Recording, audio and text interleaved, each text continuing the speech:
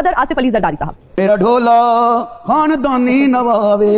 Okay, मियां नवाज शरीफ। ਅਸੀਂ ਆਪੇ ਇੱਕ ਬ੍ਰਾਂਡ ਆ ਉਤ ਬੰਦੇ ਬੜੇ ਕੈਂਟ ਆ ਅਸੀਂ ਨਸਲੀ ਬੱਬਰ ਸ਼ੇਰ ਆ ਨਾ ਤਾਰਫਾਂ ਦੀ ਕੋਈ ਲੋੜ ਏ ਜਿੱਥੋਂ ਮਰਜ਼ੀ ਆ ਕੇ ਪੁੱਛ ਲੈ ਸਾਡਾ ਪੱਕਾ ਟਿਕਾਣਾ ਲਾਹੌਰ ਏ। मरियम नवाज साहिबा। ਸਾਡੇ ਵੱਡੇ ਪ੍ਰੋਟੋਕੋਲ ਨੇ ਸਾਡੇ ਨਾਲ ਯਾਰਾਂ ਦੇ ਕਾਬਲੇ ਅੱਜ ਮਾਂ ਨੇ ਪੁੱਤ ਕੋਈ ਜੰਮਿਆ ਹੀ ਨਹੀਂ ਜੋ ਸਾਡੇ ਘਰੇ ਮੁਕਾਬਲੇ ਸਾਰੇ ਸ਼ੂਟਰ ਰੱਖੇ ਯਾਰ ਨੇ दिन मिनट च बंदा मारने और साडे तू रवे दूर जरा जिन्हों अपनी जान दी लोड़े।